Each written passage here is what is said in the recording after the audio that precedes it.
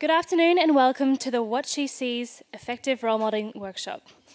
If you're here from the previous workshop, welcome back. And for those who don't know me, my name is Celeste Merziers. I'm a biomedical and electronic engineer at Boeing Defence Australia and your session chair for today. Standard housekeeping rules for this workshop. Follow the signs for the exits. The house staff will guide us in the event of an emergency, and please keep your phones to silent for the duration of the workshop. Hosting the workshop today, we have from Monash University, Veronica and Emily. Please put your hands together. A bit of a background, Veronica Halupka is an education manager at Monash University. She has a teaching background in media design and uses active learning techniques to engage her workshop participants and students. She previously worked in a mixed reality lab in Tokyo and holds an augmented reality patent. On the flip side, she talked herself out of an IT degree and into multimedia, and quit her PhD only to pick it back up again. Being a woman in tech is not without its setbacks, and we need good role models to inspire positivity in our careers and when things don't go according to plan. Emily Sloan was almost a woman in tech. In January 2000, she enrolled in an IT degree, but by July 2000, she met Java, failed Java, and quit the degree. Her career has included a focus on workforces, including gender inequality, and is a passionate ally of women in STEM. Frustrated by the lack of role modelling best practice in Australia, she was motivated to deliver this workshop to better equip the best female technologists in our region to be the best possible role models. She currently works in strategy and planning at Monash Engineering. Please join me in welcoming Veronica and Emily. Thank you, Celeste.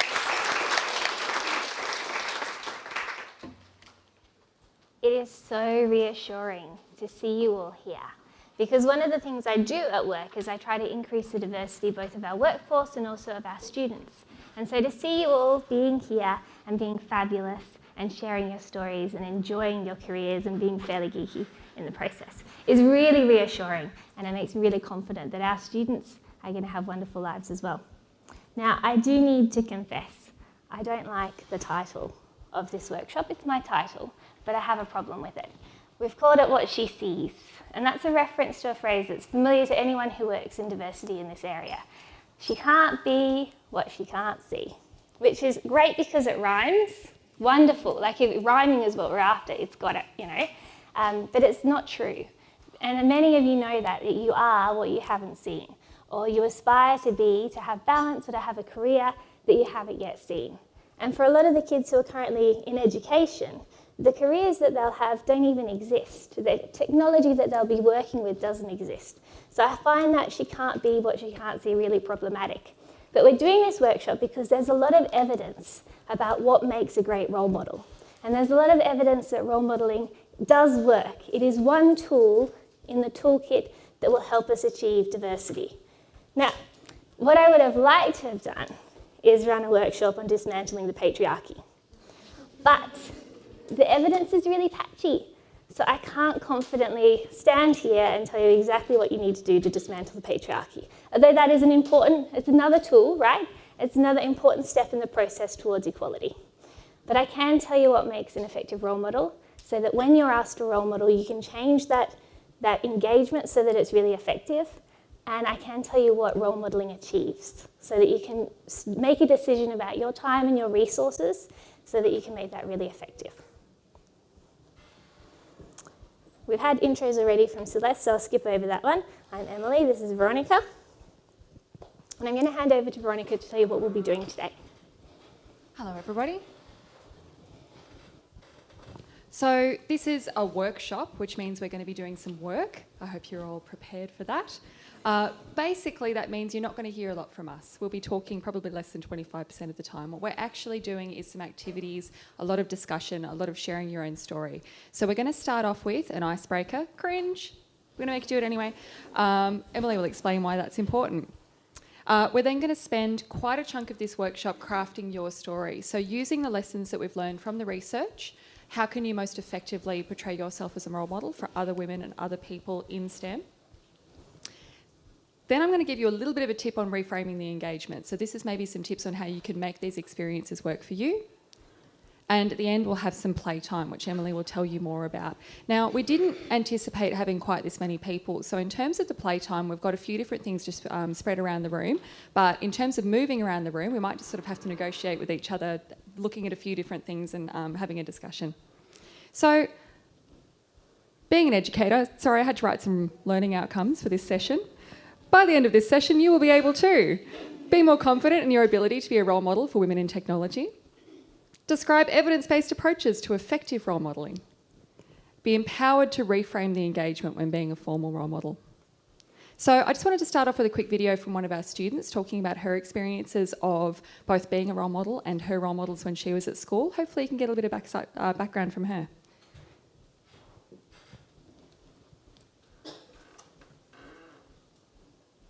Yeah, so my name's Emily and I study a degree in both commerce and electrical and computer systems engineering at Monash University.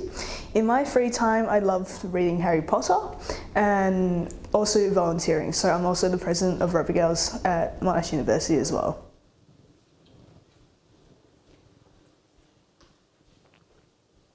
Yeah, my most fond memory of someone who was a role model in STEM is probably Marita Chen. So I was in year 10 and I only just found out about Rugby Girls. And Marita Chen is the founder of Rugby Girls. So she built the whole organisation on a vision to improve gender diversity, equality in STEM. And like, it just blew my mind how she can just create a organisation from the get-go and do all these things and share her vision with us. So she was my role model from a very young age.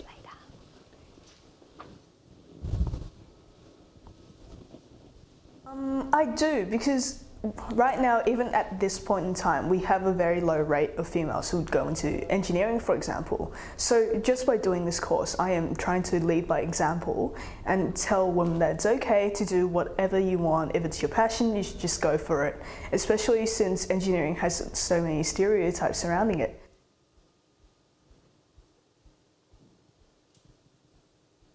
I became an engineer because of what I saw with how robots can work with people, how people can teach engineering to students. And once I saw that, that was my trigger for, yes, I want to be the same as well. So yeah, I saw the robots, I saw the facilitators who studied engineering at university as well, and I'm like, I want to be like that. Wow, I'm kind of mind blown.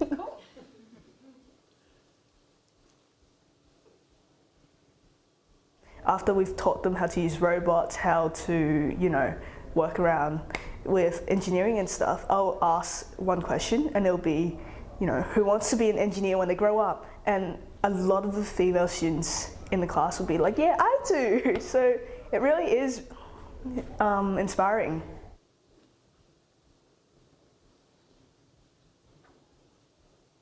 Me specifically wise, my parents are still against me studying engineering actually. Like, even though I'm in second year right now, sometimes my dad would still throw in comments like, oh, you're a girl, do like something like IT instead. And I'm like, Dad, that's really similar. But he thinks for some reason that because I'm a girl, I'm not suitable for engineering. But that's exactly why, one of the other reasons why I still do engineering. So when I graduate, I'm going to prove him wrong and show him that gender diversity does exist if we try hard. Yes, spite is a very powerful motivator.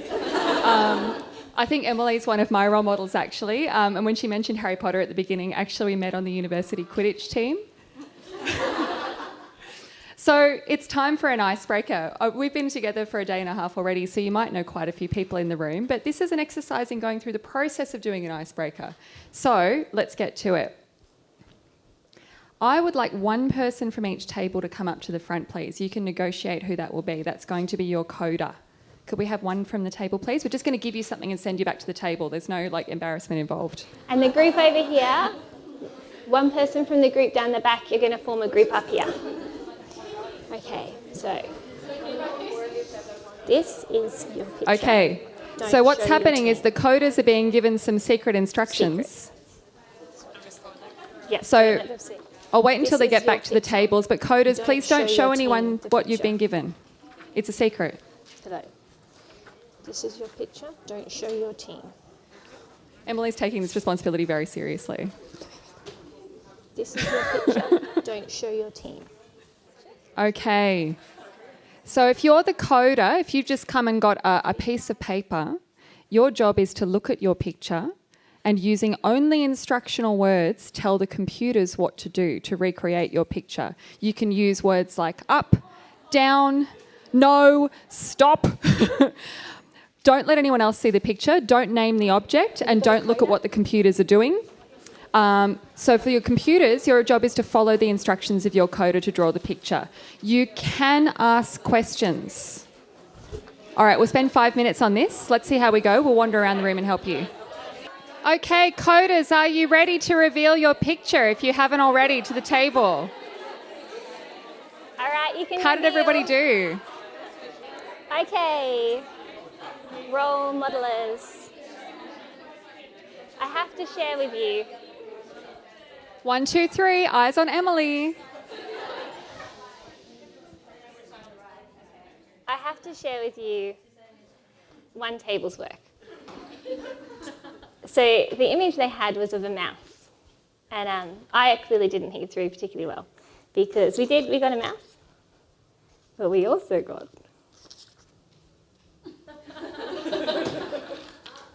what it is.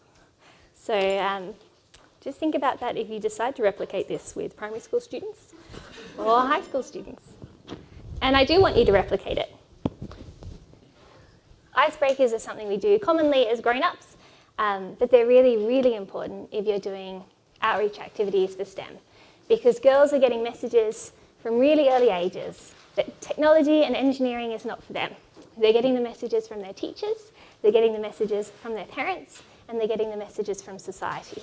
So when you go to be a role model, when you're live in person, it is really important that you create a space where girls feel welcome, where they can start to form relationships with the other people in the room that they may or may not know, and that they start to get a feel that what you're talking about is something that is for them, that they can participate in.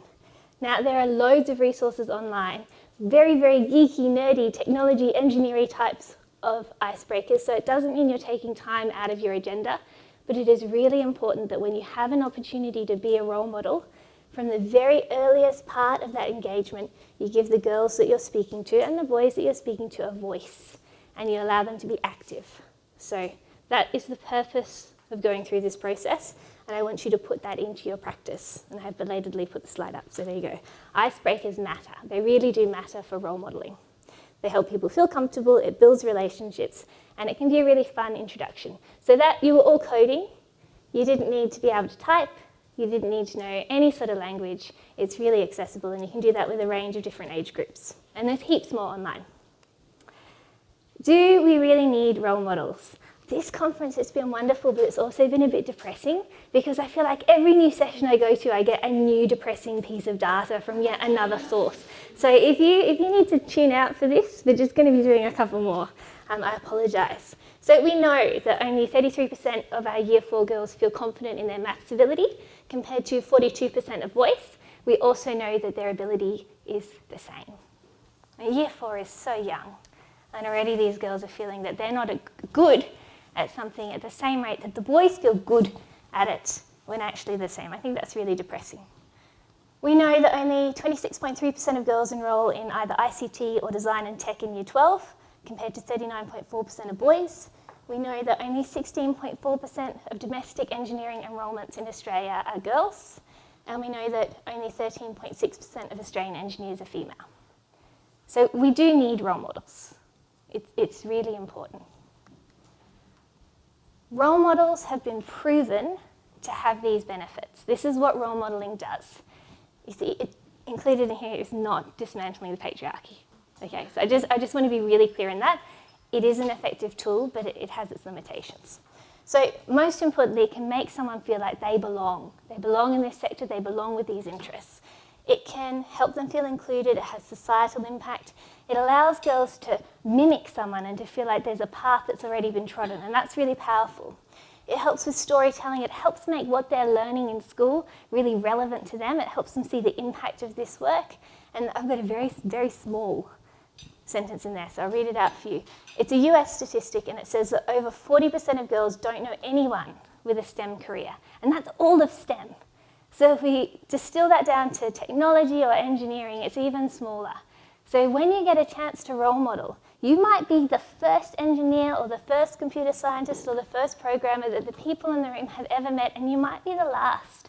We don't know. So it's really important that if you feel comfortable accepting an opportunity, you take it, because role models, they can have really great impact. Now, I know, because it's a day and a half in, that some of you like to take pictures of slides. If you are going to take a picture of a slide, this is it. This is where all the information, if you walk out with nothing else, I'd like this one. Because this is what you need to do.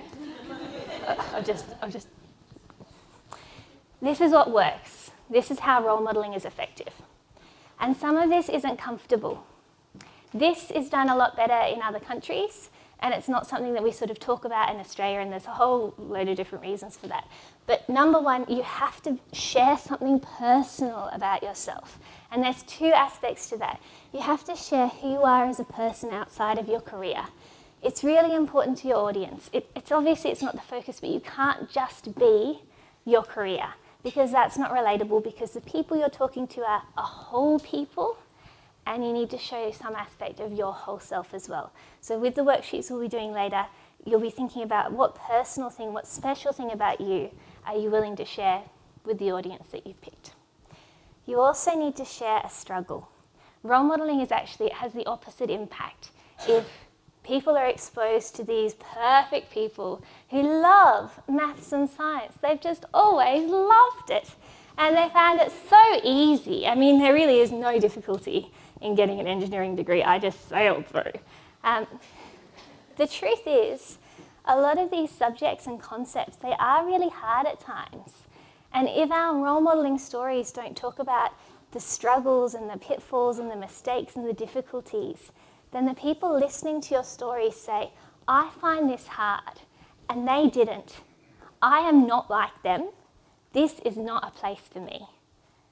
And as an organisation that frequently role models people, it's very difficult to ask someone to share what they found difficult.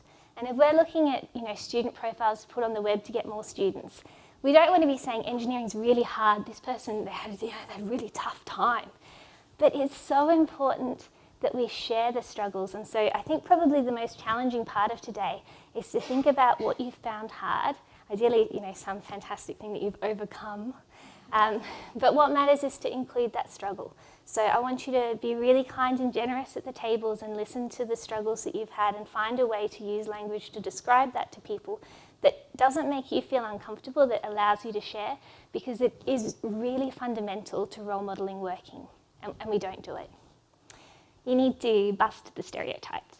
And we often say, oh, how? But it's actually really clear the evidence is in. So focus on your impact, not on your tools. I think it's great if you love maths and science. That's wonderful. I love maths and science. But what you need to say is what you use them for. And one of the Group of 8 engineering faculties has it on their website at the moment. If you search to do an engineering degree, they say you could use this degree to solve industry's problems. That's not the sort of impact that we're looking for. So you need to really focus on the positive impact on health, happiness, safety, communities. Think about why you do the work you do, what makes it relevant and important, and talk about that impact. And ideally try to bring out the humanness and the human impact of the work that you do. It's really, really important. And if you care, share examples of real problems that have been solved. And if you're still at uni, you can talk about projects that you've done, assignments that you've done, but try to make it as real and as relevant as possible, and as human as possible. Third point, when we say watch your language, we don't mean don't use technical words. Using technical words is a really important part of being a role model, but you just have to check the understanding of the group that you're talking to. Now, the Australian curriculum is online. So if you are going to talk to Year 4 students or Year 8 students, you can have a look at what they did the year before, you can have a look at what they're doing now, and you can use words that they understand. And you should be checking before you have any engagement with any age level to find out what it is that they will understand. And then when you're in the room with them, use those words. And if it's an online profile or a video, just watch that language. If you're using technical words, define them. So I want you to use technical language, but I want you to be really careful about it. And the fourth point, and this is probably the hardest thing to do as someone who is a role model who's often asked to come in and speak or agree to be profiled or videoed. What matters here is getting the girls in particular engaged and playing. So if you get asked to come and speak at school assembly, you might have to say no, I don't want to speak at assembly. I want you to give me your 30 best students and I'm going to bring some stuff in and we're going to play. Because by playing, by being engaged, by touching and feeling, you're building comfort, you're building confidence, and you're teaching them what it's actually like to be in what is a really creative industry. So it's really important that you, wherever possible, find a way to get them engaged. Now, if you're doing, a written profile or if you're doing a video, make sure you sort of message where they can go to play. So there's so many resources online, you can direct them in really whatever direction you like. But do point them where they can. If you like this profile, if you're interested in my job, go here, have a play, download instructions for this. So make sure you give them those opportunities to engage. And of course, make sure that they are age appropriate, make sure they're achievable, and make sure you just always give them that opportunity to get hands-on. So it's time for you to craft your story. On your tables, and I've got them over here for this, for my front group, you've got a worksheet, and I'd like you to have a go at writing your story, bearing all of that in mind. You need to pick your audience, and we've given some suggestions there. Think about your language, your story, your struggles, your human impact, and then we'll get you to start sharing at your tables. So at the point where you've had a go at this and you might be finished or almost finished, or you might only be halfway, that's okay. We'd really like you to discuss on the tables with each other.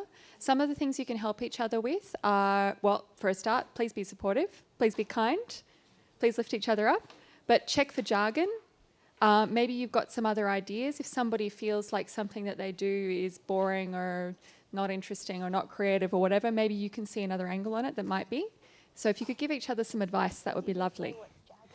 I hate to interrupt such wonderful conversations, but I'm going to. We want to make sure that we get through to the end of this so you've got some time for discussion and for some hands-on play. I was wondering, would anybody in the room be comfortable to give us a 1-minute version of their story? Is there anyone who would like to? Got a volunteer.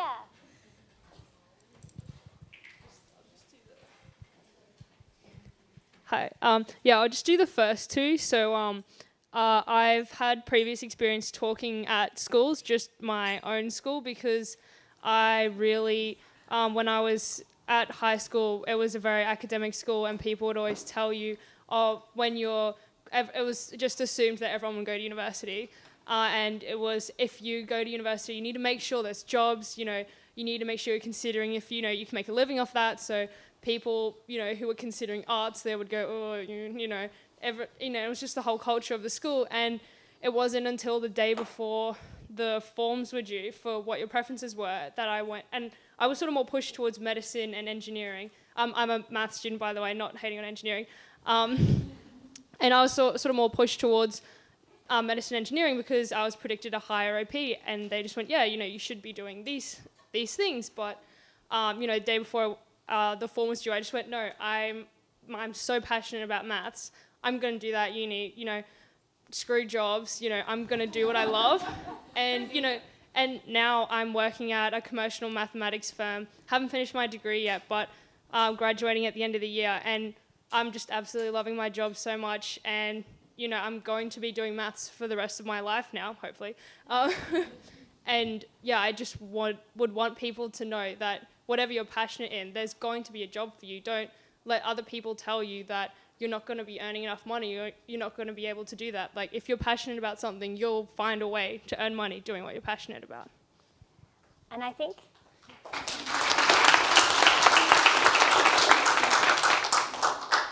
it's really important to recognise that we know that these girls are being pushed out of these careers. And so they will have experienced that pushing by parents, by teachers, by careers, guidance, counsellors, all that sort of thing. So if you've had that sort of experience where you've been pushed in a different direction, by all means, that's a really important thing to talk about to help girls go back to their own path. So next up, we've got another little short video. I apologise that this is actually just a very thin slice of a much longer and more interesting conversation that I had with Jean. I've already warned her she's coming up next so she can hide under the table. But what I wanted to illustrate, this little slice of this conversation, was looking at this idea of you can't be what you can't see, but also the ways that you can be a more informal mentor just through conversation or just through being interested in what people are working on.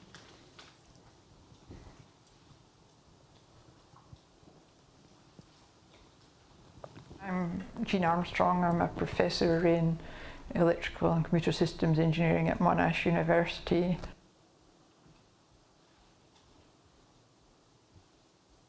Well, no, because I was a child of the 50s and a teenager in the 60s, so it's difficult to imagine how different things were, but I didn't know any woman who had combined a career with having children.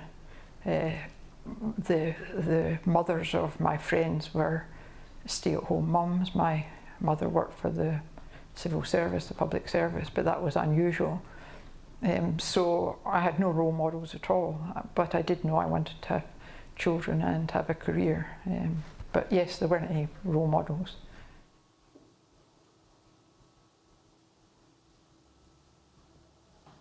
Okay, so Godfrey Mansfield, I applied for a job at EMI when I graduated from my undergraduate degree, and anyway, a long story, I ended up having an interview with Godfrey Mansfield, who later won the Nobel Prize for inventing the first scanner, the first CAT scanner, and so I spent an afternoon with him explaining to me how the CAT scanner worked for scanning heads, and that next generation was to scan bodies, and that was much harder because bodies moved and heads didn't. And he was endlessly polite and interesting, and it was all about the technical work, and he was not condescending in any way, and he offered me a job which I didn't take because it was in a rather grotty bit of London and at a much lower salary than Hewlett Packard. So then I went to work for Hewlett Packard, and one of the highlights and most terrifying moments of my career was when Dave Packard came and asked me about the circuits I'd been building, which was a surface acoustic wave oscillator. So in those days, Hewlett and Packard came on the royal visits, and I expected it to be sort of, what's that? But actually, Hewlett Packard was started by designing oscillators, so it wasn't just an overview. He asked me in great detail exactly about how it worked and how it. So there was me with this circuit, which, if I actually put the lid on it, the stray capacitant stopped it working, talking to Dave Packard and explaining in technical details. But as again, he was completely charming and not in the least condescending and just interested in the technology. So this leads me into my next point. Do you have to be a role model? No? So I think sometimes women especially, or minorities especially, feel the burden of always having to say yes when somebody says, could you please come and do this? Could you please join us in this engagement? Can you please be the person to represent this thing all the time? We need a woman on our hiring committee, and there's only 2 of you. You can say no. You don't have to say yes to everything. If you're busy or exhausted, or you don't want to, or it's the wrong time, or it's the wrong thing for you, by the power vested in me by me, myself and I'm giving you permission to say no.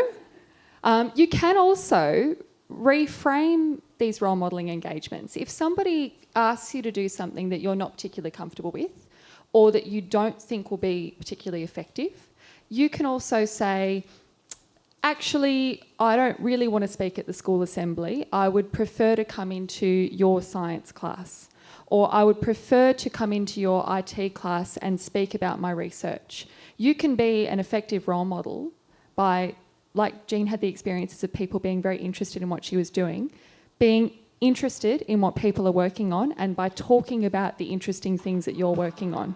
It doesn't always have to be so explicit. And we have these opportunities for these informal role modelling engagements where we can just make a connection with someone. And often those are the experiences that stick with us. Okay, so through to the last part of this. I'll just add to that first. Okay. If they ask the wrong questions, you don't have to answer the questions that are posed to you. So you are unlikely to be asked about yourself as a whole person. You are unlikely to be asked about the struggles, but you are charged with incorporating that really important information into your response.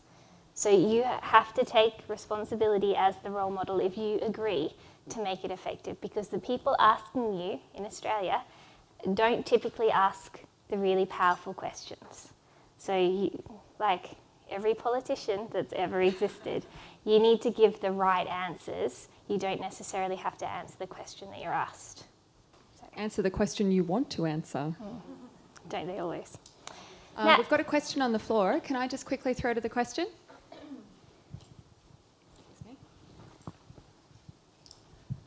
I completely agree that if it doesn't work for you, you should say no.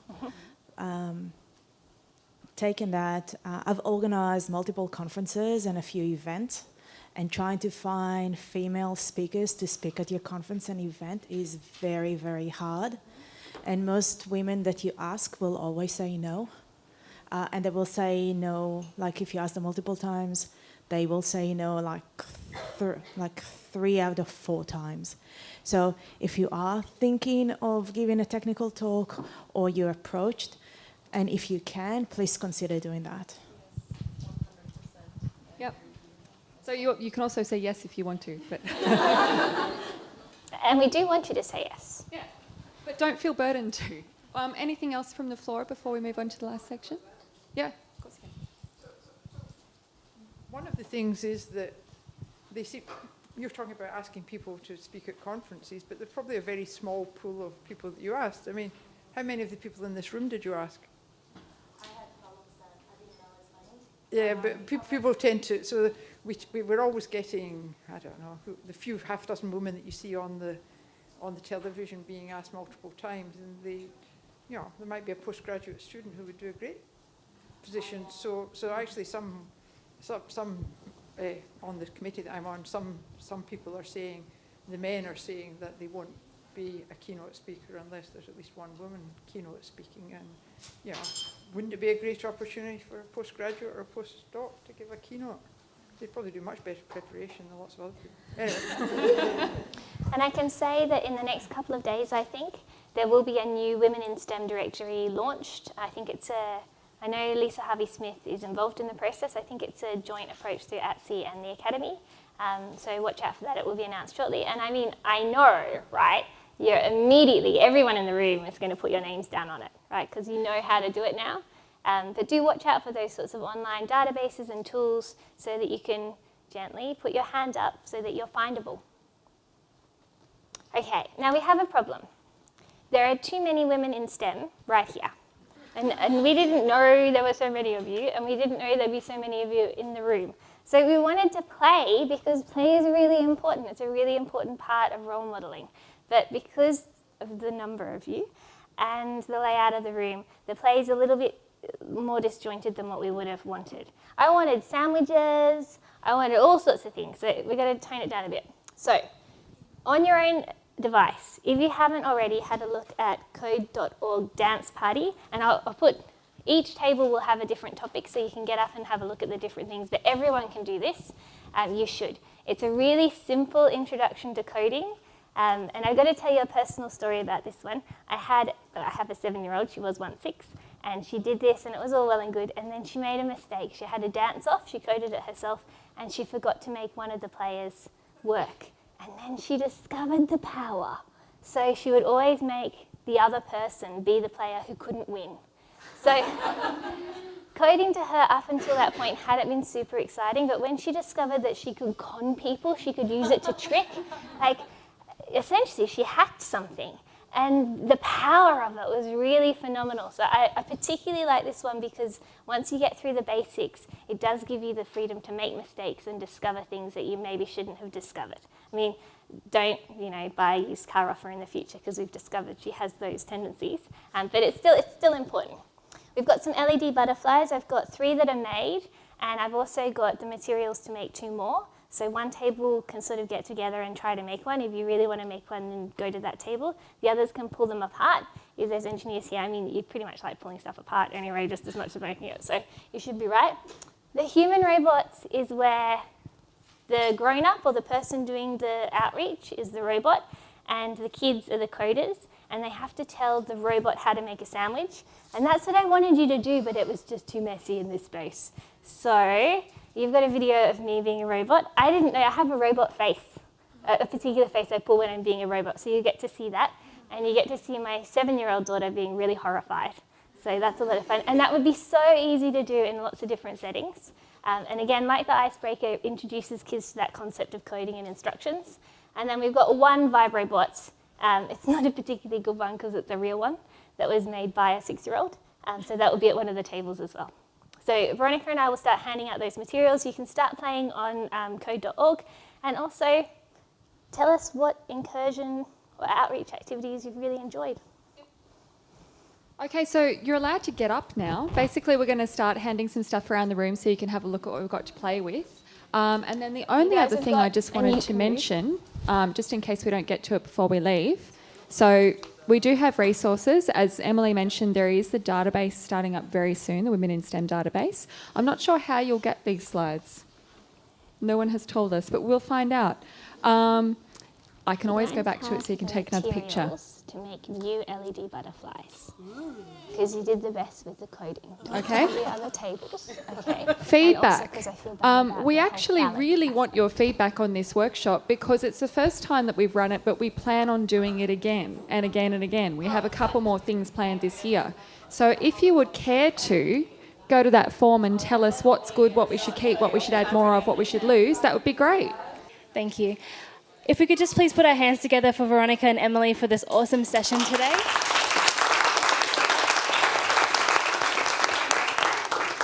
One of my favourite quotes is that if you have the knowledge, let others light your candle in it.